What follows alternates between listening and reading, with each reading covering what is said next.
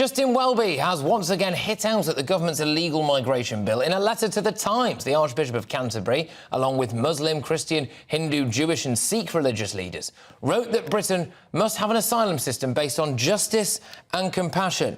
That is all very well and good, Mr. Archbishop, and thank you very much for that. My concern is that we now have a chap there who is trying to put forward his own policies.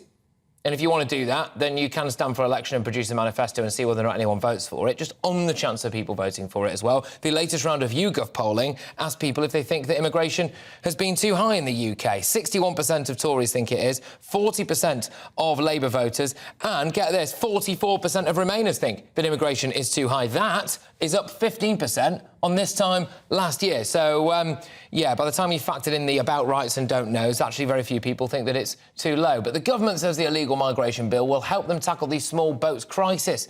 But the bill suffered 11 defeats in the House of Lords on Monday. I am joined now by Rev'd Calvin Robinson. Calvin, thank you very, very much, quite literally of this parish, as it were. Calvin, should we just keep religion out of what's going on in the Channel? The problem is that religion is political, and religious leaders do have a duty to input some moral authority. And the reason we have bishops in the House of Lords, for example, is to provide a moral compass for our legislative. That's the reason they're there. However, they're crossing a line at the moment, and they're becoming party political. They're becoming partisan. And we're seeing Justin Welby opposing Conservative government policy as if he is the opposition. That's not what they're supposed to be doing. So they're crossing a line there.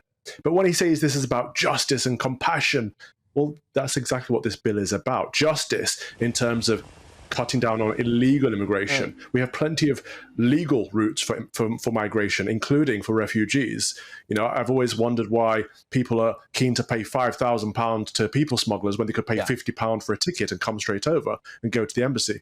Yeah, but also compassion. There's compassion there, Patrick, for the lives of people that are at risk from crossing the border illegally in those little dinghies. Yeah, well, one thing that he wants, and he's very keen on this, is us to throw our arms around the world. And this is really the kind of key detail that he's trying to get our government to enact, which is a global refugee long-term plan. But from where I'm sitting, we already have a long-term plan, which is to let everyone in and let them live here long-term. Yeah, well, indeed. He said the government needs a 10-year plan.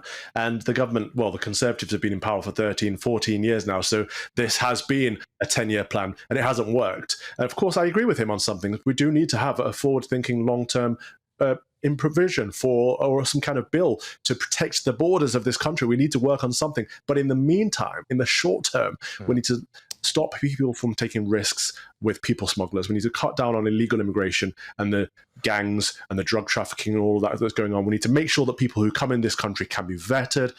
So we're protecting their lives and we're protecting British citizens' lives at the same time. And for the Archbishop of Canterbury to be against that shows a lack of compassion, actually. And what's interesting, Patrick, is he's so keen to talk on this issue. Where was he 2 weeks ago when we had a massive debate on abortion? Where is he to protect the sanctity of life, a core Christian tenet? I did not see him in the public square then, but I see him now in the Houses of Parliament discussing what is a partisan issue. There is also, I think, the quite deep-seated irony that he appears to be more than willing to welcome in loads of people who are, of course, not Christian, which, as the head of the Church of England, is an interesting point, I think, that's worth noting. I worry, and I say this as a religious person, Calvin, I worry that sometimes religion can be used potentially to silence opposition. I look at the latest round of opinion polling from YouGov and the amount of people who think that this is legal immigration, net migration, is too high. And then people might then look at this collection of religious figures who are essentially saying the opposite and think, oh, well, you know, maybe I'm ungodly now for thinking that I want to stop the boats. And I worry about that, really, whether it buys silence. Yeah, they're politicizing the faith, they're moralizing, and they're making it seem like this is the only way that you can be faithful. You know, to be a good Christian, you have to believe in open borders. That's absolute nonsense, actually. I could show scripture references that provide that borders are God ordained and that nations and tribes are part of God's plan, and therefore protecting one's family, protecting one's nation first and foremost is important, so that you can then go out and give charity to other nations and other peoples.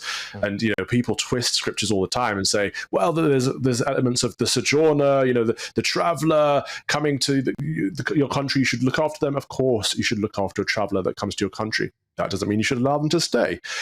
We have to look at this pragmatically and, of course, with justice and compassion, but we cannot use the faith to be party political, as the Archbishop of Canterbury and his liberal friends are doing.